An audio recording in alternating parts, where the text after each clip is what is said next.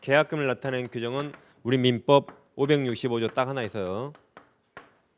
우리 책에는 법정은 없는데, 자, 우리 책 209페이지 보시면 제일 밑에 동그라미 3번 있나요? 거기 봐보세요. 제일 밑에 동그라미 3번. 자, 해약금에 의한 해제는 그다음 말을 가로쳐 보세요. 아, 동그라미 1번에 있네요. 죄송합니다. 제일 밑에 양가로 3번 있죠? 그게 동그라미 1번 보시면 그게 더 정확하네요. 동그라미 1번. 계약금에 의한 해제는 약정해제 일종으로, 그다음 가로쳐 보세요. 자, 가로 당사자 일방이 이행에 착수할 때까지 가로칩니다. 그다음 교부자가 돈 준 사람이죠. 교부자는 이 계약금을 포기하고 수령자가 받은 사람이죠. 이 사람은 배액을 상환하여 계약을 해제할 수 있다. 가로 열고 565조라고 써보세요. 565조 유사하게 제일 유사하게 써놨습니다. 그래서 이 계약금에 관한 법 규정은 우리나라 이거 하나밖에 없어요. 그래서 이 법조문과 이제 대부분 판례 이론입니다. 이걸 공부하는 겁니다.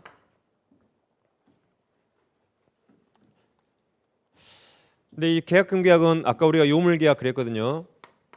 요물계약이란 계약금 주고받기로 의사합치만으로 성립하지 않습니다. 반드시 계약금을 지급해야 성립하는 요물계약입니다. 이것을 매매와 별도로 하는 계약금 계약 또는 뭐 계약금 약정, 뭐 특약 다 같은 말입니다.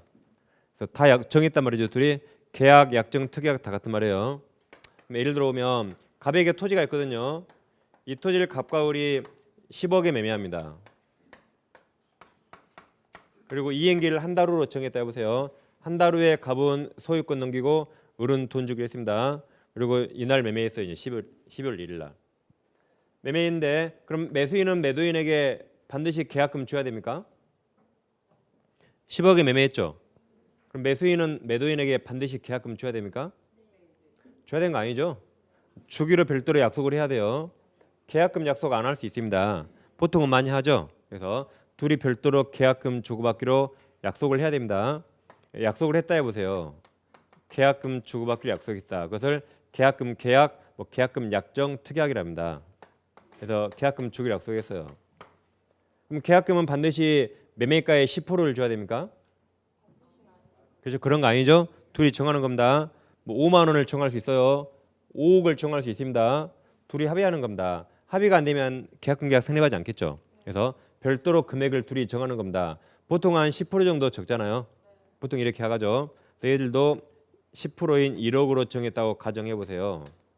그럼 이 계약금 계약은 요물 계약이니까 1억 주고받기로 합의만으로 성립하지 않습니다.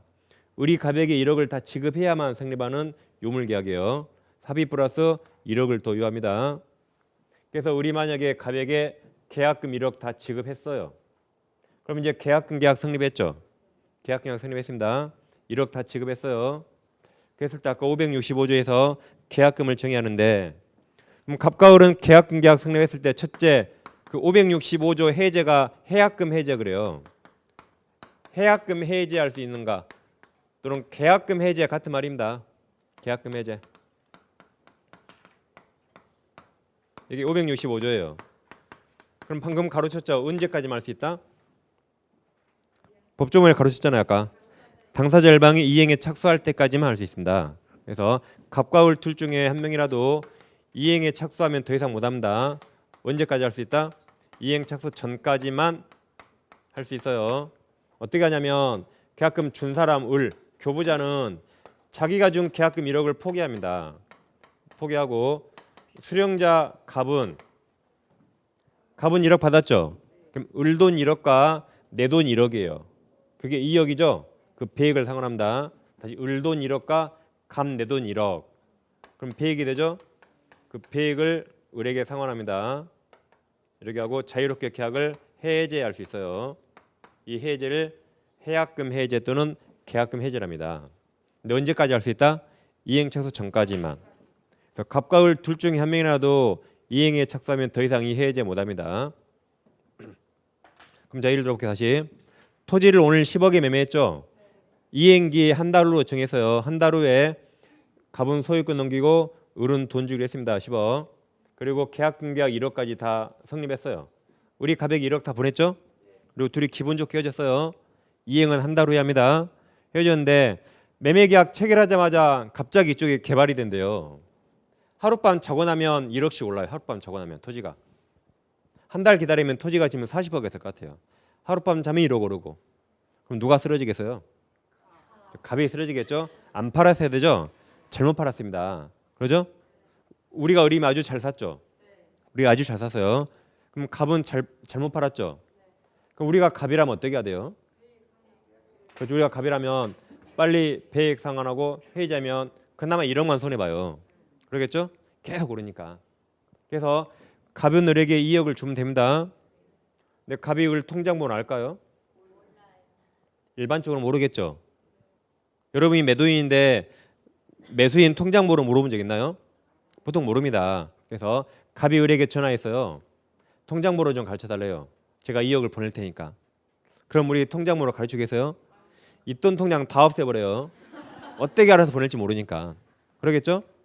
그래서 갑은 이걸 하고 싶어도 못할 경우가 많습니다. 그러니까 여러분들이 매도인이라면 금액이 크면 혹시 모르니까 매수인 통장번호를 알아둘 필요가 있어요. 알았다면 바로 2억 보내면 되잖아요. 그러죠? 그래서 물어보셔야 될 거 매도인이라면 여러분이 매수인에게 통장번호 물어보세요. 이런 일이 생길지 모릅니다. 아무도 몰라요. 그럼 매수인이 뭐라 하겠죠? 아니 돈을 내가 주는데 당신이 왜 내 번호 물어보냐고 할 수 있어요. 그렇죠? 그러면 혹시 당신이 돈 좀이라도 많이 보내면 내가 돌려줘야 되니까 알고 있으면 좋지 않겠어요? 라고 해서 알아두세요. 나중에 이런 일이 생길지 모릅니다.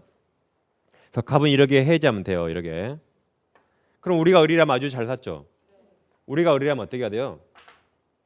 우리가 빨리 을이라면 이행 착수해야만 갑이 대상 이거 못하죠. 그래서 을은 빨리 이행 착수하면 돼요. 이행 착수. 그렇죠. 을이 할 수 있는 착수란 매매대금 일부를 보내는 겁니다. 뭐 중도금이나 잔금 일부를 보내면 돼요. 그게 이행 착수입니다. 그래서 우리가 을이라면 빨리 이걸 해야 돼요. 그럼 갑은 더 이상 이거 못합니다. 반대로 우리가 갑이라면 어떻게 한다? 빨리 배액을 상환하고 계약 해지하면 되는 겁니다. 이렇게 나에게 유리하게 빨리빨리 움직여야겠죠. 다시 이제 반대로 10억이 사고 1억을 지급했죠. 우리 지급했는데 이제 반대로 하룻밤 자고 나면 토지가 1억씩 떨어져요. 여기 무슨 정신병이 들어오고 쓰레기 처리장, 뭐 도축장 다 들어요. 하룻밤 자고 나면 1억씩 떨어져요. 이제 누가 쓰러져요? 이제 을이 쓰러지겠죠. 을이 잘못 샀습니다. 그럼 우리가 을이라면 어떻게 해야 돼요? 빨리 갑에게 전화해서 계약금 너 1억 가져라고 하고 해줘야 됩니다. 그래야 그나마 1억만 손해봐요. 반대로 우리가 갑이라면 너무 잘 팔았죠. 그럼 어떻게 해야 돼요? 우리가 갑이라면 빨리 이행 착수해야 돼요. 갑이 이행 착수해버리면 더 이상 을은 1억에 해제 못합니다. 그럼 매도인이 할 수 있는 이행 착수란 만약에 공인중개사 사무실이나 법무사 정해놓을 수 있잖아요. 그러면 거기 빨리 가서 소유권 이전에 필요한 등기 서류를 맡기면 돼요. 등기 서류를 맡기고 우리에게 전화하면 돼요. 나 우리가 약속한 사무소에 등기 서류 갖다 놨으니까 너 잔금 준비되면 언제든지 서류 가져가라고 전화하면 되는 겁니다. 그게 갑이할 이행 착수예요. 그러면 갑이 이행 착수하면 더 이상 을은 이걸 못하는 겁니다. 이렇게 나에게 유리하게 빨리빨리 움직이셔야 돼요. 단 이런 것은 언제만 할 수 있다? 계약금 계약이 성립해야겠죠. 성립하려면 을은 1억을 다 보냈어야만 성립하는 겁니다. 그렇죠? 요물계약이니까 을이 1억을 다 보냈을 때 한해서 이런 게 가능합니다. 계약금 계약이 성립했어야 돼요. 그럼 만약 이럴 수 있죠? 이제 우리 계약금 1억을 보내기로 했는데 1억 중에 우리 6천만 원밖에 아직 안 보냈대요. 6천만 원만 갑에게 지급했대요. 그럼 을은 매매일을 후회했어요. 그래서 우리 야 갑에게 전화해요. 야 6천만 원 포기할 테니까 계약 해지한다 했어요. 우리. 그럼 해지 될까요? 안 될까요? 계약금 1억 약속했는데 우리 현재 6천만 보냈죠. 우리 계약한 걸 후회하고 우리 그래요. 나 6천만 원 포기할 테니까 갑 너 가져. 그리고 매매 계약 해지한대요. 할 수 있을까 못할까요? 안 됩니다. 안 돼요. 우리가 가려면 아이고 웬 돈이야 그러겠죠. 제가 갑이라면 4천만 원 더 내나 그래요. 1억을 다 지급해야만 이게 적용되는 겁니다. 그러니까 을은 6천만 원 포기하고도 해지 못해요. 얼마 더 보내야 돼요? 1억 다 보내야 돼요. 4천 다 보내야만 해지하는 겁니다. 근데 대부분 사람들이 이거 받고 그냥 떨어지거든요. 제가 갑이라면 4천만 원 더 내나 그래요.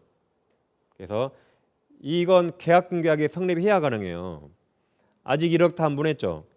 아직 계약금 계약 성립 안 했으니까 이거 적용 안 됩니다. 그래서 어른 해지하려면 1억을 다 보내고 해지해야 돼요. 1억을 다 보내고. 그럼 반대로 우리 갑에게 6천만 원 줬거든요. 6천만 원 줬죠? 그럼 갑은 받은 돈 100, 1억 2천을 을에게 주고 해지할 수 있을까요? 일단 안 되겠죠? 그러죠. 갑도 약속한 2억, 200, 2억을 줘야만 갑이 해지할 수 있습니다. 그래야 공평하죠? 그래서 을로 해지하려면 이거 포기하면 안 돼요. 1억을 다 줘야 을로 해지할 수 있고, 마찬가지로 갑도 해지하려면 받은 돈 100이 아니라 약속한 돈 100, 2억을 갑에게 지급해야만 이걸 해지할 수 있습니다. 그래야 공평하죠? 그래서 아직 못 줬을 때 이렇게 하시면 돼요. 근데 방금 전에 이제 다 줬다면 1억을 다 보냈다면 갑과 을은 1억에 할 수 있습니다. 다시 이제 갑이 1억 다 받았어요. 1억 다 받았을 때 해약금 해지할 수 있는가는 이행청소 전까지 1억에 할 수 있습니다. 근데 이번에는 그게 아니라 우리 갑에게 1억을 다 지급했죠. 1억을 다 지급해서 계약금 계약 성립했어요. 그런데 갑과 을 둘 중에 한 명이 채무 불이행했습니다. 다시 상황이 이해되시죠? 우리 갑에게 1억을 다 보냈어요. 계약금 계약 성립했는데 갑과 을 둘 중에 한 명이 채무 불이행했다. 그럼 어떻게 할까 문제됩니다. 보통 우리가 이걸 대비해서 이런 약정을 많이 하거든요. 계약서에 많이 써 있습니다. 뭐라 써 있냐면 교부한 사람이 약속을 어겼다. 채무 불이행하면 계약금을 몰수당하고, 그 다음에 수령자 받은 사람이 채무 불이행하면 배액으로 물어준다고 써 있어요. 계약서에 많이. 그리고 이 약정을 많이 하죠. 상환한다고 약정했다 해보세요. 그럼 이 약정을 우리가 위약금 약정이라 합니다. 약속을 위반했을 때 쓰는 돈 그 말이에요. 그러면 자, 분명히 계약금 법조문은 이거밖에 없다 그랬죠. 이쪽에는 법조문이 없어요. 법조문 없으면 무조건 약속대로 합니다. 약속대로. 그럼 이렇게 약속했죠. 그럼 약속대로 을이 채무를 행하면 계약 해지 당하겠죠. 해지 당하면서 1억을 못 받습니다. 반대로 갑이 채무를 행하면 해지 당하잖아요. 해지 당하면 갑은 을에게 2억을 줘야 돼요. 약속했으니까 약속대로. 따라서 이런 약속하면 이것을 위약금 약정이라고, 위약금 약정하게 되면 계약금을 손해배상 예정으로 추정해요. 예정으로 보는 겁니다. 즉 갑과 을은 누가 약속 어기면 1억만큼 책임지기로 약속했죠. 그럼 1억만큼 책임지는 겁니다. 약속대로. 약속대로 하는 거예요. 다시 여기만 법조문 있고 여긴 법조문 없어요. 뭐든지 계약자의 원칙 약속대로 하는 겁니다. 그래서 을이 약속을 어기면 갑이 해지할 수 있잖아요. 그럼 갑 손해가 10만 원밖에 아니어도 갑은 1억 받는 겁니다. 약속했으니까. 반대로 1억 줬는데 이 약속 이렇게 했잖아요. 그러면 갑이 약속을 어기면 을은 실손해가 10만 원밖에 아니어도 을은 2억 받는 겁니다. 약속했으니까 약속하는 겁니다. 근데 만약에 계약금만 주고받았지 채무불이행 대비해서 이런 약속을 안 했다 해보세요. 다시 계약금만 주고받았지 채무불이행을 대비해서 이런 약정을 안 했다 해보세요. 아무 약정 안 했다. 그럼 계약금은 위약금 성질을 갖지 않습니다. 따라서 을이 채무불이행하면 갑이 계약을 해지할 수 있겠죠. 을이 잘못했으니까 해지하고 손해배상 청구합니다. 그럼 이때 갑은 손해배상조로 1억을 몰수할 수 있어요, 없어요? 이제 을이 잘못했죠? 갑이 계약을 해지하고 을에게 손해배상 청구해요. 그럼 갑은 을에게 받은 1억을 몰수할 수 있을까요? 돌려줘야 될까요? 네? 몰수할 수 없어요. 돌려줘야 돼요. 이 약속 안 했으니까. 이런 약속 안 했죠? 그러면 갑은 을 1억 그대로 다 돌려줘야 돼요. 그리고 내가 입은 실제 손해를 입증해서 실제 손해만 입증해서 실손해만 청구할 수 있을 뿐입니다. 근데 이거 입증할 수 있을까요? 없을까요? 상당히 힘들겠죠? 입증비가 더 들지 몰라요. 그래서 뭐든지 여기 약속대로요. 약속대로. 그냥 계약금만 주고받았지 이런 걸 대비해서 이런 약속 안 했다면 그냥 갑은 자기 실손해를 입증해서 실손해만 청구하고 을 돈 1억 그대로 돌려주는 겁니다. 몰수 못해요. 반대로 아무 약정 안 했는데 갑이 채무불이행했다. 그러면 이제 을이 계약을 해지하겠죠. 해지하고 을이 손해배상 청구합니다. 그럼 을은 이때 배액 받을 수 있나요? 배액 못 받아요. 이 약속 안 했잖아요. 배액 못 받습니다. 자기 돈 1억만 돌려받아요. 그리고 여기도 을도 자기가 입은 실제 손해를 입증해서 실손해만 청구할 수 있을 뿐입니다. 입증하기 힘들겠죠? 그래서 우리가 대부분 입증하기 힘드니까 보통 이런 약정을 많이 하는 겁니다. 근데 시험에서는 아무 말 없으면 계약금만 주고받았다 아무 말 없으면 이쪽이에요. 반드시 이렇게 약속했단 말이 있어야만 이 약속을 한 겁니다. 이게 원칙이에요. 원칙. 계약금만 주고받았다 아무 말 없으면 아무 약정 안 한 겁니다. 그럼 계약금은 이쪽 위약금 성질이 없어요. 그리고 실제 손해만 청구하는 겁니다. 근데 이렇게 약정을 했단 말이 나왔을 때 그때 계약금은 위약금 성질을 갖고 그때 1억만큼으로 손해배상 약속했죠. 약속대로 무조건 1억씩 지급하는 겁니다. 손해가 없더라도 무조건 1억씩 책임지는 거예요. 여기는 약속했으니까. 그래서 계약금 나오면 이제부터 이 두 개를 정확히 비교해야 돼요. 해약금 해제 물어오면 절대 보지 마세요. 해약금 해제 물어오면 이행 착수했는가 안 했는가만 보시면 돼요. 안 했으면 이렇게 하고 했으면 못합니다. 그다음 계약금 주고받았는데 채무불이행 나오잖아요. 그럼 이쪽 절대 보지 마세요. 채무불이행 나오면 계약금 주고받을 때 어떤 약정했는가 약정한 그대로 움직여요. 약속한 그대로. 1억만큼 책임지기로 했죠. 무조건 1억만큼 책임지는 거예요. 약속대로. 아무 약속 안 했죠. 그러면 자기 여부는 실제 손해를 입증해서 실손해만 청구할 뿐입니다. 그래서 이 두 개를 정확히 나누셔야 돼요. 보통 사람들이 이걸 다 우연히 이게 같거든요. 이렇게. 이게 같으니까 이걸 같이 생각하면서 하니까 이것저것 해결 못합니다. 그리고 이걸 구별하는 부동산 중개업자 공인사는 거의 없어요. 계약서 읽어보면 개판이 완전히 이 말 같다 이 말 같다 왔다 갔다 해서 나중에 법적 다툼이 많이 생깁니다. 여기는 반드시 알아두세요. 딱 정확히 나눠서 해약금 해제면 이행 착수했는가 안 했는가만. 안 했으면 이렇게 하고 했으면 못합니다. 그다음 계약금 주고받았죠. 그럼 채무불이행을 대비해서 어떤 약정했는가 약속한 그대로 움직이네요. 약속한 그대로. 그래서 두 가지는 전혀 상관없다라고 하셔야 돼요. 같이 생각하니까 이게 헷갈려서 이걸 이해 못한 겁니다. 구별하시면 돼요. 할 수 있겠죠? 그럼 할 수 있는 같이 한 문제를 한번 해볼게요. 그럼 채무불이행은 이행 착수 전에도 발생할 수 있다. OX 볼까요? 채무불이행은 이행 착수 전이라도 발생할 수 있다. OX 뭐예요? 채무불이행은 이행 착수 전이라도 발생할 수 있다. 발생할 수 있어요. 지금 이거 나오면 여기 보지 말라니까 이거 보고 지금 X를 하신 거예요. 채무불이행은 이행 착수 전이든 후든 발생할 수 있어요. 발생하면 어떻게 약속했는가 약속한 그대로 움직입니다. 예를 들면 이럴 수 있잖아요. 우리가 사례 중에 제일 먼저 나온 게 이중매매에서요. 오늘 아침에 매매했거든요. 오늘 오후에 병한테 이중매매예요. 그리고 병한테 등기 넘겨버리면 제2의 수인은 악이어도 소유권 취득하죠. 그럼 토지는 병이 소유권 취득하니까 갑은 오늘 당장 을에게 넘길 수 없어요. 그래서 이행불능입니다. 채무불이행. 이처럼 이행 착수 전이든 후든 채무불이행 나올 수 있어요. 그러죠? 그러면 채무불이행 나오면 이제 이걸 절대 보지 마시고 이걸 대비해서 어떤 약정했는가 약정한 그대로 움직이는 겁니다. 그래서 두 개는 완전히 다르다 이렇게 생각하시면 돼요. 그럼 자 209페이지 봐보세요. 상단에 네모를 본 계약금 있나요? 양괄호를 본 계약금 계약 보겠습니다. 1번 계약금 계약은 요물계약 동일하십니다. 요물계약이며 주된 매매 계약의 종된 계약 동일함이 즉 매매나 임대차의 종된 계약이에요. 그다음 그러나 주된 계약과 반드시 동시에 이룰 필요 없죠. 즉 오늘 매매 계약하고 그 다음 날 계약금 줄 수 있잖아요.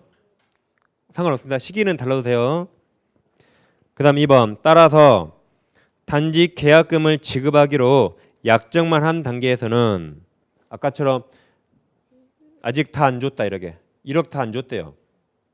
약정만 했다. 또는 그때는 계약금 계약은 성립할 수 없고 약속한 계약금이 다 완납된 때 성립합니다.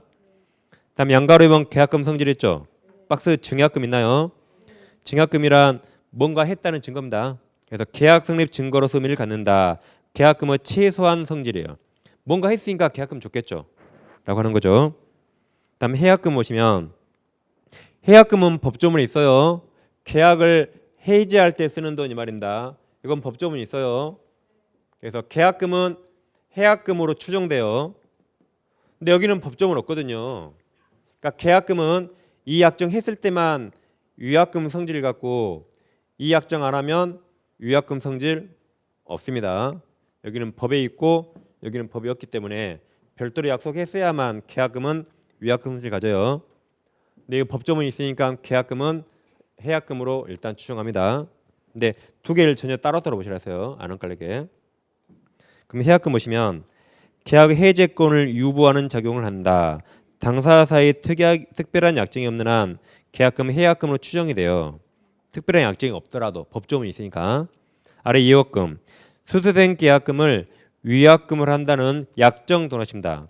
그 위약금을 한다는 약정이 이 말이에요. 이 약정 했단 말입니다. 위약금을 한다는 약정이 이렇게 했다 이 말이에요. 이게 약정 동하셨죠? 약정 있는 경우에 하나요. 계약금은 위약금 성질을 가지며 이때 손해배상 예정으로 추정됩니다. 그럼 이런 약정이 없으면 위약금 성질 없어요. 위약금 성질 없습니다. 양가로 3번이 해약금이죠? 그럼 이쪽이에요. 해약금 여기. 양가로 3번 여기입니다. 오른쪽 보시면 안 돼요. 그럼 동그라미 1번. 아까 법조문 봤죠? 다음 동그라미 2번. 교부자가 해지하는 경우에는 해제권을 행사하면 당연히 계약금이 포기되는 것이나 수령자 받은 사람은 반드시 현실적으로 배액을 상환하거나 배액의 이행 제공이 있어야만 해지할 수 있다. 요물계약. 한번 해약금의 해제는 가로쳐 보세요. 당사자 일방이 이행에 착수하기 전까지만 가르칩니다. 가능하다. 따라서 매수인이나 매도인 중 일방이 이행을 착수를 하였다면 해약금의 해제는 허용되지 않습니다. 다음 페이지 양가로 3번 위약금 특약 있나요? 그럼 이제 오른쪽이요. 이쪽입니다. 여기 이제. 그럼 동그라미 1번. 자, 위약금 특약 동그라미. 특약이 있는 경우에 하나요. 계약금은 손해배상 예정으로 성질이 있다. 2번. 따라서 계약금을 위약금으로 하는 특약이 없는 한, 그럼 여기죠? 아무 약정 없는 한 그 말이에요. 여기 없는 한 채무불이행 이유로 계약이 해제되더라도 계약금을 몰취할 수 없고 동원하십니다. 실제 손해만 동원하면 실제 손해만 각각 배상할 수 있어요. 이 말입니다. 둘 다 실제 손해만 청구해서 배상할 수 있고 1억 못 받아 얘들은 다 이런 약정 했을 때만 위약금 했을 때만 1억을 받는다 이 말이죠. 비교하면 되겠습니다. 여기까지 마치서 아무튼 두 개만 잘 비교하시면 됩니다. 그 다음 이제 오른쪽 페이지는 네모 2번 매도인 담은 책임 있나요? 이건 나중에 3월달에 공부해요. 넘어갑니다. 그래서 지금까지 매매에 관한 규정 중에서 대표적으로 계약금을 봤습니다. 이제 214페이지 가시면 임대차가 나오죠. 임대차는 당연히 실생활 아주 중요하죠.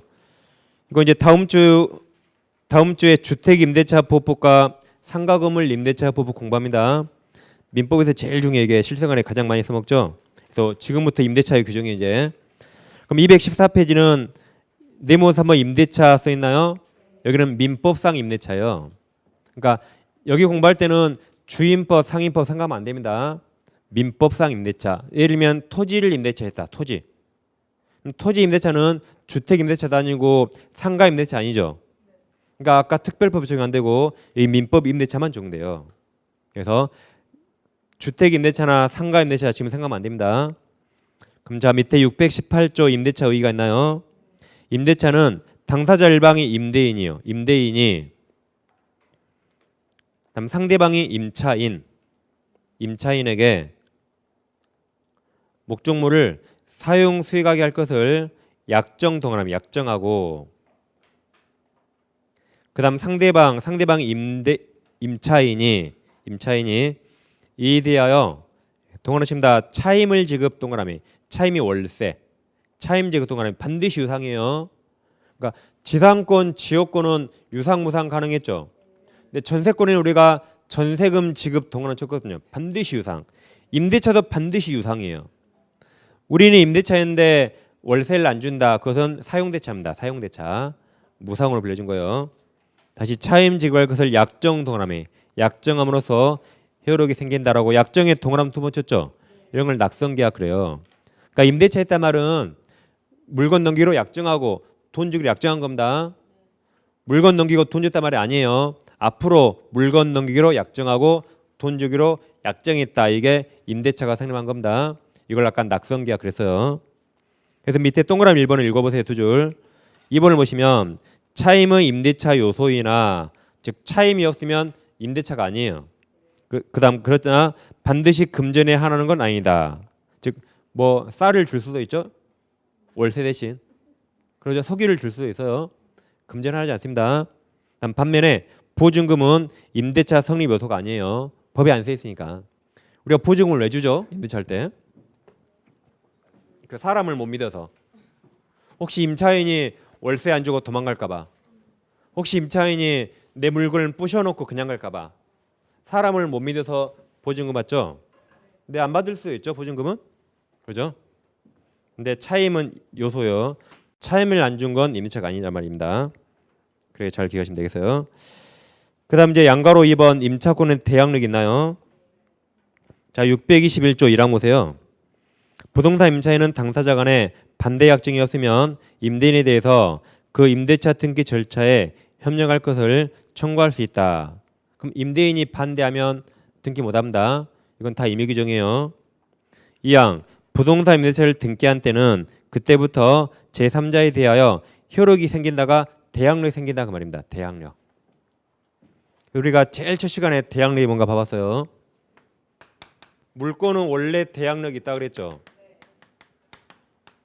채권은 원래 대항력 없어요. 지금 임대차는 채권입니다. 원래 대항력 없는데 여기처럼 등기한 때 한해서 임대차는 대항력이 생길 수가 있어요. 그래서 제가 우리가 첫날에 뭘 해봤냐면 갑소의 부동산을 을과 전세권 계약합니다. 전세권은 물권이에요, 채권이에요? 전세권은 물권입니다. 그리고 법률행위라 을은 등기를 해야 돼요. 186조. 우리 전세권 등기하면 을은 전세권이라는 물권을 취득했어요. 계약 내용 보니까 계약기간 2년에 우리 전세금 3억을 갑에게 지급했습니다. 그래서 전세권 성립했죠. 그래서 우리 X를 조매하는데 2년 계약했죠. 1년 만에 갑이 이걸 팔았어요. 1년 만에 갑이 X를 팔아서 병이 소유권 이전 등기하면 병이 소유권 취득했죠. 병이 소유권 취득했습니다. 이것도 물권이죠. 병이 오늘부터 내가 소유자니까 너 나가 그랬어요. 그럼 우리는 2년 다 아직 사용 못했죠. 우리는 나가야 됩니까? 안 나가도 됩니까? 안 나가도 돼요. 이건 물권이거든요. 물권은 대항력이 있어서 누구에게나 주장할 수 있어요. 저들은 이 계약을 갑과 했죠. 병간 적 없죠.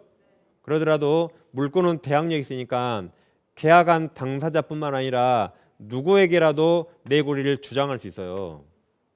그래서 병이 나가 그러면 2년 아직 안 됐으니까 아직 못 나가라고 할 수 있어요. 그러므로 2년 지나면 누구에게 전세금 3억을 받아 나가죠? 병에게 받아요. 병에게. 갑에게 받는 거 아닙니다. 그래서 돈은 갑에게 줬지만 병에게 받고 나갑니다. 이게 대항력 있다예요. 물권은. 계약 당사자가 아닌 제3자에게도 자기 권리를 주장할 수 있는 힘. 이게 대항력입니다. 그래서 이 X가 시가가 5억이라면 병은 얼마에 사야 돼요? 그렇죠. 2억 이하에 사야겠죠. 을 나갈 땐 내 돈으로 3억 내줘야 돼요. 그럼 1년 남았으니까 사용료 좀 빼고 2억 이하라고 사야겠죠. 이게 대항력 있답니다. 또 물권은 이렇게 대항력 있어요. 그럼 지상권도 대항력 있어요. 당연히 물권이니까. 근데 똑같은 부동산을 을과 임대차 했다 해보세요. 임대차 계약. 계약기간 2년에 똑같이 월세 없이 보증금 3억만 줬다 해보세요. 임대차는 보증금이라고 줄 수 있죠. 3억을 줬어요. 그럼 을은 임차권을 취득합니다. 임차권은 이건 채권이에요. 그래서 을이 X를 조매하는데 조매하고 있죠. 1년간 조매했거든요. 1년 만에 갑이 또 병에게 팔았습니다. 병에게 소유권 이전 등기를 넘기면 이 병이 소유권 취득했죠. 그래서 병이 오늘부터 소유자니까 넌 나가 그랬어요. 그럼 우리는 2년 아직 다 사용 못했죠. 그럼 우리는 나가야 됩니까? 안 나가도 됩니까? 원칙 나가야 돼요. 우리 가진 건 채권이거든요. 그럼 우리는 이걸 갑감해줬죠.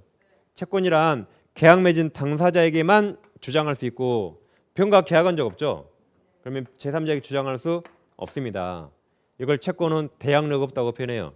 당사자에게만 주장할 수 있고 당사자가 아닌 제3자에게 주장할 수 없다를 대항력 없다고 표현합니다.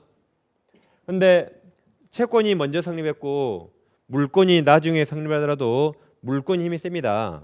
그래서 병인 나가 그러면 을은 나가야 돼요. 나가야 됩니다. 2년 다 사용 못한 것은 갑에게 손해배상 청구받고 을은 나가야 돼요. 3억도 누구에게 받아요? 갑에게 받습니다. 병한테는 어떠한 권리 주장 못해요. 이게 원칙 대항력 없답니다. 그럼 이 X가 시가가 5억이라면 병은 얼마에 사는 거예요? 5억짜리 5억에 사는 겁니다. 그러면서 병은 그래 생각해요. 내가 5억을 주면 내가 준 5억으로 갑이 을에게 3억 내주고 내 보내겠지라고 생각하고 나는 5억짜리 5억에 사는 겁니다. 이게 대항력 없다요. 그럼 이제 갑이 나쁜 먹음 이럴 수 있어요. 갑이 오늘 아침에 임대차에서 을에게 3억 받았거든요. 오늘 오후에 병에게 팔아버립니다. 5억 받고. 그래서 8억 가지고 갑이 중으로 도망가요. 을은 아직 여기 발도 못 디뎌봤어요. 병이 지키고서요. 내가 소유자인데 너 들어오지 마 그러면 을은 이걸 주장할 수 없으니까 을은 여기 발도 못 딛습니다. 병이 소유자니까. 그래서 이렇게 임대인이 나쁜 맘만 먹으면 임차인 거지 맞는 거 일도 아니에요. 왜 그래요? 대항력이 없으니까 거지가 되는 겁니다. 대항력 없으니까. 여기는 대항력이 있으니까 중간에 주인 바뀌어도 을은 갑과 맺은 계약을 병한테 다 대항할 수 있어요. 근데 여기는 대항력이 없으니까 이렇게 갑이 나쁜 맘 먹으면 을은 여기 발도 못 디뎌보고 3억을 뜯기는 겁니다. 그러니까 불쌍한 거 거기서 보여야겠죠. 그래서 이 임차권은 채권이기 때문에 대항력 없어요. 대항력 없지만 이게 예외집니다. 예외. 이걸 원칙이라 생각하면 절대 안 됩니다. 예외적으로 이걸 대항력이 취득할 수 있어요. 첫째, 아까 621조에서 임차권 등기하면 제3자에게 공시가 되죠. 그럼 그때부터 임차권이 대항력이라는 게 생겨요. 근데 이거 하려면 돈 들거든요. 이거 임대인이 협조 안 하면 못합니다. 임대인이 하라 그래도 누구 돈 하라 그래요? 을 돈을 하라 그래요. 돈 많이 들어요. 등기한데. 또 나중에 끝나면 말소할 때 을 돈 하라 그래요. 그러니까 임대인이 하라 그래도 임차인이 잘 안 합니다. 이걸. 돈 드니까. 그러니까 대항력이 없거든요. 그래서 이제 특별법을 만들어서 이 X가 주택이라면 주택 임차인만큼은 중간에 집주인 바뀌어도 안 쫓겨나게 해야지라고 만든 겁니다. 그게 특별법 주택임대차 보호법이에요. 더 제 X가 주택이었다면 주택임대차보호법에서 임차인들은 주택을 인도받고 즉 이사하고 전입신고하게 되면 즉 주소만 옮기면 다음날 0시부터 대항력이 생겨요. 다음날 0시부터. 그러니까 임차인은 보통 이사하고 다 주소 옮기거든요. 그럼 이 법을 모르더라도 나도 모르게 대항력 갖추고 살고 있는 겁니다. 그다음 세 번째, 이 X가 상가를 하면 상가 임대차였죠? 그럼 이거 하면 돼요. 상가 임대차. 근데 잘 안 하니까 특별법 상가 건물 임대차 보호법을 만들어서 임차인들이 상가를 인도받고 사업자 등록 신청을 하게 되면 다음 날 0시부터 대항력이 생깁니다. 임차인이 예외적으로 셋 중에 하나로 먼저 대항력을 취득했어요. 그 다음에 병이 소유권 취득한다면 병은 이거 알고 샀을 거예요. 그러겠죠. 그때 한해서 을은 갑과 맺은 계약을 병한테 대항할 수 있습니다. 그래서 병이 나가 그러면 2년간 못 나갈 수 있어요. 나갈 때 누구에게 3억 받아요? 병에게 받아요. 따라서 이때는 병은 5억짜리를 2억 이하로 사야 돼요.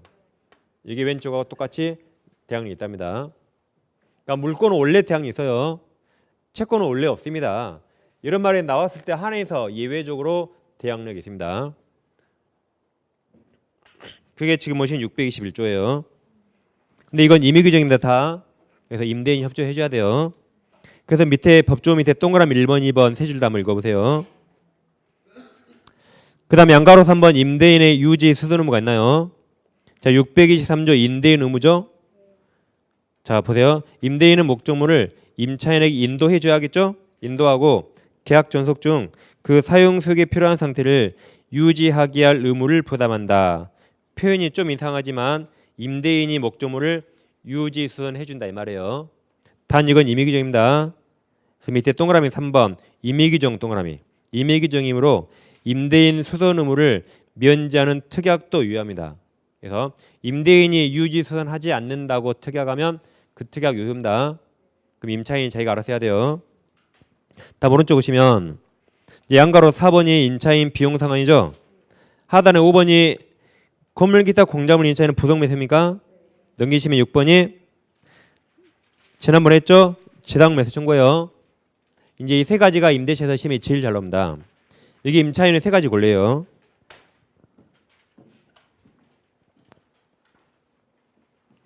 그래서 양가로 2번, 3번, 4번 아니 4, 5, 6이죠. 4, 5, 6 이게 시험에 제일 잘 나옵니다. 이 대학력은 다음 주에 또 할 겁니다. 이제 우선 면접권 같은 거 다 한꺼번에 할 거예요. 다음 주에.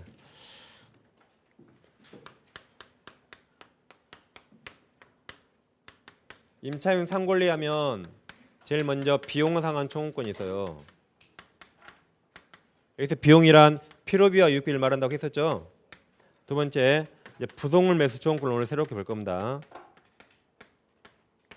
세 번째가 지상물 매수 청구권은 이미 지금까지 두 번 봤어요.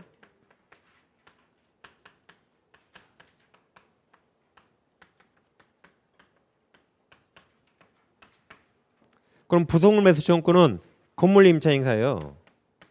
건물이나 공작물 임차인 행사입니다. 반면 지상물 매수는 토지 임차인이 행사입니다. 그럼 일단 비용이 필요비나 유익비가 있죠. 그럼 필요비는 지출한 즉시 청구할 수 있어요. 유익비는 임대차가 끝나야 됩니다. 임대차 종료 시 가치 증가가 있을 때 안에서 임대인에게 청구하는 겁니다. 자, 그럼 이건 둘 다 매수 청구라고 써 있죠? 이 두 가지는 법정 성질이 똑같습니다. 그래서 이 비용 청구와 이 두 가지 성질이 이제 완전히 달라요. 일단 비용 상한 청구권 규정은 임의 규정이에요. 반대로 이 매수 청구 두 개는 다 강행 규정입니다. 강행 규정. 그러니까 제가 오늘 첫 시간에 계약법은 다 임의 규정인데 임대차에서 강행 규정이 몇 개 나온다 그랬죠. 이제 그중 하나예요. 그중 하나 강행 규정. 임대차인데 강행 규정이랑 심히 잘 나와요. 대부분 임의 규정인데. 그럼 비용 상한은 임의 규정이죠. 봐보세요. 임차인은 비용 청구할 수 있어요. 근데 비용 청구하지 말자라고 포기 약정하면 그 약정 유효입니다. 임의 규정이니까. 반대로 이 매수 청구는 강행 규정이에요. 그래서 우리는 매수 청구권 포기하자고 약정하면 그 포기 약정 무효입니다. 포기 약정 무효예요. 따라서 매수 청구할 수 있습니다. 이게 가장 큰 차이입니다.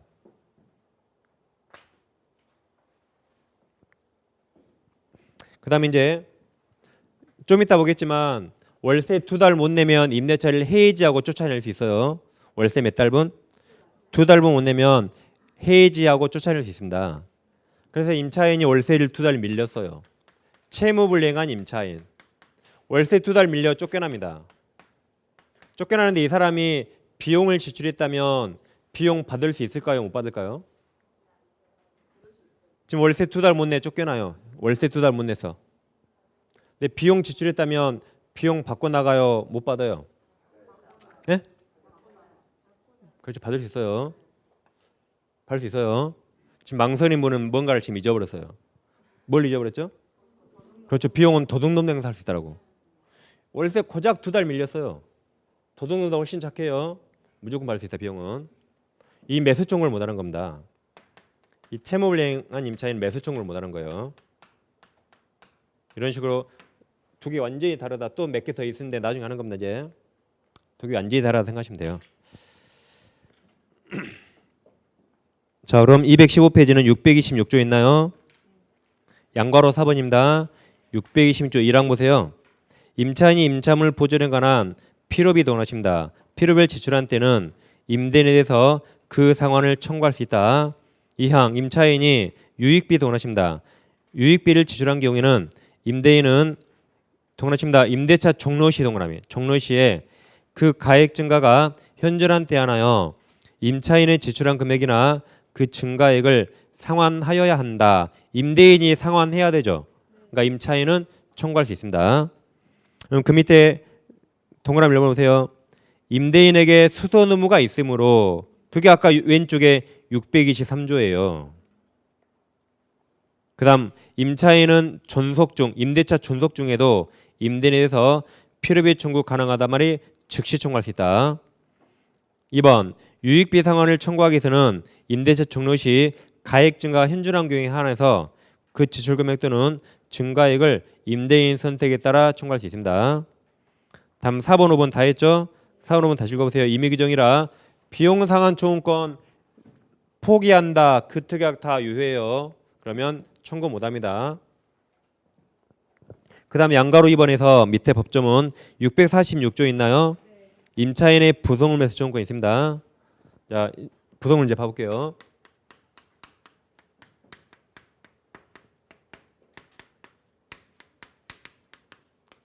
일단 부속물이란 독립성이 있다 이 말이에요. 부합물 저당권 할 때 부합물이 독립성 없어요. 부속물은 독립성 있습니다. 다음 건물 자체에 객관적 편익을 가져온 게 부속물입니다. 부속물 그러면 앞으로 이 두 가지를 딱 외우셔야 돼요. 이제 예를 들어보면 갑건물이 있습니다. 갑건물을 을과 임대차 했어요. 그래서 임차인 을이 건물을 점유하면서 을이 사용하죠. 을이 사용하면서 을 자기 돈으로 조그만 거 하나 이렇게 만들었어요. 을 돈으로. 그럼 이 파란색은 둘 중에 하나입니다. 흰색과 독립성이 있거나 없거나 둘 중에 하나예요. 그래서 흰색과 독립성이 없을 수도 있고 흰색과 독립성이 인정될 수가 있습니다. 그럼 흰색과 독립성이 없다는 말은 흰색에 속해버린 겁니다. 살이 찐 거예요. 그러면 전부 다 갑소유가 돼요. 누구서요? 전부 다 갑소유가 돼버립니다. 살이 찐 거니까 살은 을이 찌웠더라도 다 갑소유가 돼버렸어요. 그럼 갑소유가 됐는데 돈은 을돈 들였죠. 그럼 을은 나갈 때 아까 비용 청구예요. 유익비, 필요비나 유익비 청구 받고 나갑니다. 우리 나갈 때. 다시 을 내 돈 들였는데 갑소유가 돼버렸죠. 그럼 우리는 나갈 때 뭘 받는다? 유익비 같은 비용 청구 받고 나가요. 그것은 626조 비용 청구 대상입니다. 그런데 이번에는 을이 설치했는데 흰색과 독립성이 있대요. 그럼 을돈 들였기 때문에 이것은 을소유가 돼요. 을소유. 그럼 원칙은 아셔야겠죠? 임대차가 끝나면 을 거죠. 그러므로 뜯어야 할 의무가 있어요. 원상복귀. 그래서 을은 자기 거니까 임대차 끝나면 원칙 뜯어야 돼요. 뜯고 원상복귀해야 됩니다. 근데 예외적으로 임대인 동의를 얻고 이걸 지었대요. 갑의 동의, 임대인 동의를 얻고 지었다. 또는 이게 원래 갑소였거든요. 갑에게 을이 돈 주고 사버렸대요. 이렇게. 임대인으로부터 매수했다. 이때 한해서 내 건물 너가 사라고 청구할 수 있어요. 그게 부속물 매수 청구입니다. 다시 봐볼게요. 파란색이 흰색과 독립성 있죠. 그럼 을돈 들여서 을소유예요. 그 원칙은 뭐다? 임대차 끝나면 원상복귀해야 되니까 철거하고 을은 나가야 되고 이게 원칙입니다. 단 예외적으로 이거 지을 때 임대인 동의를 얻었거나 또는 원래 갑이 지었는데 갑에게 돈 주고 샀대요. 그런데 끝나면 이때 한해서 내 건물 너가 사라고 매수 청구할 수 있어요. 그게 부속 매수 청구입니다. 그러면 바로 매매가 성립돼 버립니다. 그래서 갑은 거절 못해요. 그리고 강행 규정이기 때문에 이건 강행 규정이에요. 임대차 계약 체결할 때 부속물 매수 청구권 포기 약정에서도 이 약정 다 무효입니다.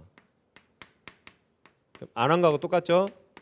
따라서 을은 이 약정 했더라도 내 건물 사라고 청구할 수 있고 갑은 꼭 사야 됩니다. 이게 부동 매수 청구예요. 이처럼 건물 임차인이 행사하는 권리입니다. 그럼 646조 1항 보세요. 1항 건물 기타 공작물 임차인이 그 사용 편익을 위해서 동원하십니다. 임대인 동의 동원하시세요. 임대인 동의 얻어 이에 부속한 물건이 있는 때 임대차 종료 시에 임대인에 대해서 그 부속 매수를 청구할 수 있다. 이 항도 동원하십니다. 임대인으로부터 매수 동원함이 매수한 부속물에 대해서 전환과 같다가 청구할 수 있다. 그럼 1번 부속물이 되기 위해서는 독립성 동원하십니다. 독립성과 경제적 가치를 가져야 돼요. 2번은 두 줄 다 읽어보세요. 법조문 그대로. 3번 부속물이란 건물 사용에 동원하십니다. 객관적 편익 동원하십니다. 편익을 가져오게 하는 물건이라고 할 것이므로 부속된 물건이 오로지 임차인의 특수 목적에 사용하기 위하여 부속된 것일 때는 이가 부속물에 해당하지 않는다. 그럼 이건 철거해야 돼요. 즉 임차인이 음식점 하면서 음식점 간판을 달았대요. 그 간판은 자기에게만 필요한 겁니다. 그럼 나갈 때 뜯어가야 돼요. 돈 달라고 못합니다. 그래서 객관적 편익을 가져온 게 부속물입니다. 다음 페이지. 동원한 4번. 임차인의 차임 면체 등 채무불이행 동원하십니다. 채무불이행을 이유로 임대차가 해지된 경우에는 임차인은 부속물 매수 청구할 수 없어요. 아까 이거 안 된다 그랬죠? 여기. 다음 5번 편면적 그다음 강행규정 동원함이. 강행규정이므로 부속 매수 청구권을 포기하기로 한 약정은 임차인에게 불리한 것으로서 무효 동원하십니다. 무효임이 원칙이다까지. 원칙이다까지. 원칙이다. 무효예요. 그 다음에 양가로 6번에 640은 이미 다 봤죠? 그래서 1번 봤어요. 동그라미 2번. 임차인은 동원하십니다. 채무불이행 동그라미. 똑같아요. 여기 채무불이행. 채무불이행으로 인한 계약 종료 시 임차인은 계약갱신 청구는 물론 지상물 매수 청구도 할 수 없다까지. 제일 밑에 동그라미 7번 맞죠?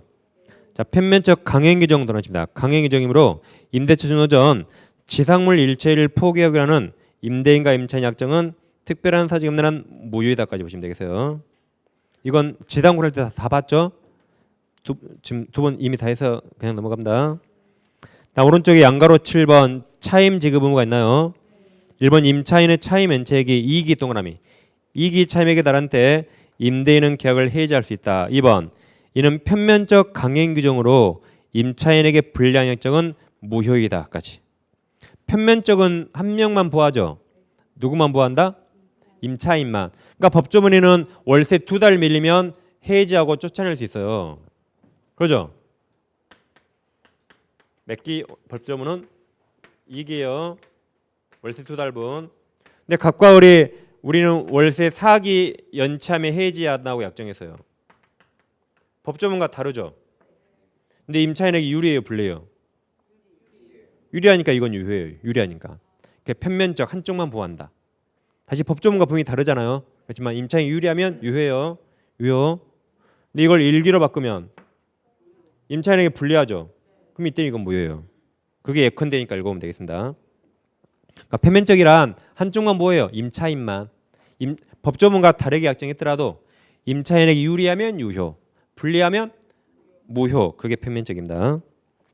그래서 아주 중요한 세 가지 걸립니다. 특히 이건 거의 해마다 아무튼 시험에 나온다고 생각하시면 이건. 그 다음 이제 양괄호 8번까지 할게요. 임차권 양도와 전대가 있나요? 먼저 법조문 보세요. 629조 1항 임차인은 가로칩니다. 임대인 동의 없이 가로칩니다. 그 권리가 임차권이에요. 임차권을 양도하거나 임차 물건을 전대하지 못한다. 이 항 임차인이 전환 규정이 위반한 때 그 말이 동의 없이 했대죠. 그때 임대인은 계약을 해지 동그라미 해지할 수 있다. 계속적 계약에서 장래를 없앤 게 해지입니다.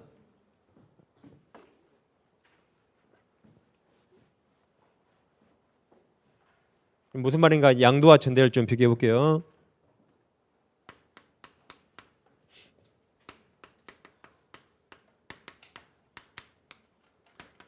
자, 갑부동산을 을과 임대차 했습니다. 그럼 갑은 누구 얼굴 보고 빌려줬죠? 을 얼굴 보고. 근데 우리 갑 동의를 얻어서 다행히 갑동의를 얻고 자기 권리 임차권이라는 권리를 양도해요. 임차권을 양도하게 되면 그때 을을 양도인이랍니다. 임차권 양도인, 병을 임차권 양수인 그래요. 그럼 임차권을 병한테 돈 받고 판 겁니다. 그러면 을은 더 이상 이자이 없고 을은 여기 탈락이 나가요. 을은 앞으로 임차인 아니에요. 을은 앞으로 갑범 인사 안 해요 이제. 그리고 그 자리에 병이 들어와요. 그래서 병이 남은 기간 사는 겁니다. 나갈 때 병이 보증금 받아 나가요. 그래서 갑과 을이 한 계약을 병이 그대로 생겨하는 겁니다. 그 말은 여기다 병을 그대로 대입. 그러면 마치 갑과 병이 계약한 것처럼 그대로 책임지는 겁니다. 그리고 을은 완전히 탈락이 나가요. 이게 양도입니다. 임차권 양도. 반면 전대는 달라요. 갑부동산을 을과 임대차 했죠. 근데 을이 갑동이었고 자기가 빌린 물건을 다시 빌려줘요. 빌린 물건을 다시 빌려준다. 그것을 전대 또는 전대차 계약, 전대차 계약이랍니다. 그래서 얘를 전대인 그래요. 다시 빌려준 자 전대인. 얘를 다시 빌린 자 전차인, 전차인이랍니다. 그리고 전대하면 을도 그 자리에 머물러 있어요. 병도 그 자리에 머물러 있는 겁니다. 그러니까 양도는 을은 완전히 탈락이 나가고 이 자리에 누가 들어온다? 병이 을지위를 완전히 승계해요. 근데 여기는 을도 그 자리, 병도 그 자리에 있는 겁니다. 그럼 자 봐보세요. 임대차는 채권이죠. 갑과 을이 계약했죠. 이 계약은 갑과 을만 구속당하고 병은 아무 상관없어요. 다음 전대차도 채권이죠. 이 계약은 을과 병이었죠. 그럼 을과 병만 여기 구속당하고 갑은 여기하고 아무 상관없어요. 그럼 이건 갑과 을의 관계. 이건 을과 병의 관계예요. 그럼 갑하고 병은 무슨 관계예요? 아무 관계 없죠. 그러니까 법에서 뭐라 했냐면 얘들 아무 관계 없으니까 법에서 관계를 만들어줘요. 왜냐면 갑동이하에 이 비싼 물건을 병이 사용한데 둘이 아무 계약이 없거든요. 그래서 법에서 병을 뭐라 그러냐면 병은 갑에게 직접 의무를 부담한다 라고 법에 써 있어요. 그러니까 병은 갑한테 인사하라 이 말이에요. 인사 똑바로. 근데 병은 갑에게 직접 권리 행사할 수는 없어요. 물건이 고장나면 내 채무자 을에게 고쳐달라 그래요. 을에게. 그러면 을은 갑에게 고쳐달라는 겁니다. 그럼 병은 을 대위에서는 갑에게 뭔가 주장할 수 있어요. 근데 병이 직접 갑에게 권리 행사할 수는 없습니다. 라고 이제 이런 식으로 법에서 규정하고 있습니다. 우리 책이 없지만. 그래서 양도는 제일 차이가 뭐다? 을은 여기서 완전히 탈락이 나가고 병만 이 자리에 들어온 겁니다. 전대는 빌린 물건을 다시 빌려준 거예요. 그래서 을도 갑에게 뭔가 책임지고 병도 갑에게 책임지고 둘이 머물러 있는 겁니다. 구별이 잘 안 되죠? 안 돼야 정상이에요 이게. 그럼 왜 안 되냐면 양도와 전대 우리 실생활에 뭐가 많을까요? 양도와 전대차 실생활에 뭐가 많을까요? 둘 다 없어요. 그러니까 우리가 잘 구별 안 되는 겁니다. 이게. 둘 다 거의 없어요. 우리가 양도나 전대를 왜 하죠? 계약기간 끝나면 그냥 나가면 되죠. 계약기간 도중에 내가 나가야 할 부대가 사항이 있는 겁니다. 그러니까 양도나 전대하겠죠? 계약기간 끝나면 그냥 나가면 돼요. 계약기간 도중에 나가야 돼요 우리. 그러니까 양도나 전대를 합니다. 그럼 우리 여기 임차인이에요. 계약을 2년 약정했는데 2년 되기 전에 중간에 나가야 돼요. 그때 양도나 전대를 합니다. 근데 우리가 실생활에 양도나 전대 합니까? 안 하죠? 갑동이하에 을은 새로운 임차인을 구해요. 그리고 둘이 임대차를 해지해 버립니다. 중간에 해지. 끝내고 둘이 새롭게 임대차 계약하죠. 보통 이렇게 안 합니까? 이렇게 하잖아요. 근데 이렇게 하는 거지 보통 양도 전대 실생활 거의 안 합니다. 그러니까 우리가 두 개가 구별 안 되는 겁니다. 그래서 구별 안 된 건 당연해요. 그럼 어떻게 해야 돼? 구별 안 되면 이제 시험에 나올 거 나중에 외우면 되는 겁니다. 실생활 없으니까 이게 구별하기 상당히 힘들어요. 이게. 우리는 대부분 이래 가거든요. 계약일을 중간에 남은 걸 그냥 우리 완전히 해지해 버리고 내가 구한 A하고 새롭게 임대차 시작하는 겁니다. 보통 이렇게 많이 하죠. 그래서 아무튼 실생활에 거의 없어요. 그나마 둘 중에 하나가 있다면 전대가 더 많을 겁니다. 아마 전대가. 그나마 둘 중에 하나 있다면. 왜냐하면 가백이 유리할 게 이게. 임대인에게 유리하니까 더 많이 있겠죠. 둘 중에 이게 훨씬 더 유리하잖아요. 나한테 인사 2명이에요. 여기는 어른 더 이상 인사 안 하거든요. 병한테 혼자만 인사 받아요. 뭐가 더 좋아요? 이게 더 좋잖아요. 그러니까 실생활에 굳이 따지자면 전대가 좀 더 많이 있는 겁니다. 실생활에 굳이. 근데 둘 다 없는 게 별로 없습니다. 그래서 오늘은 그래 법조문 보시면 되고 여긴 다 동의 얻었죠? 동의 없이 하면 갑은 해지하고 다 추천할 수 있어요. 그게 2항입니다. 그러게 1번과 2번 밑에 읽어보면 법조문 그대로 써 있죠. 그래서 오늘 민법에 있는 임대차를 공부했습니다. 이제 다음 주에 주택 임대차, 상가 임대차까지 같이 해봐야만 좀 뭔가 윤곽이 잡힐 겁니다. 그러시겠죠? 그 말은 다음 주 마지막 이제 11월 10일 마지막 수업입니다. 왜냐면 12월 25일 월요일이죠. 이날 월요일이에요. 다음 1월 1일 월요일이에요. 이제 우리는 다음 주 수업하고 2주 안 보는 겁니다. 참 여러분이 불행해요. 제 명강의를 2주가 못 듣다니 아무튼. 그러니까 다음 주 꼭 오시면 되겠습니다.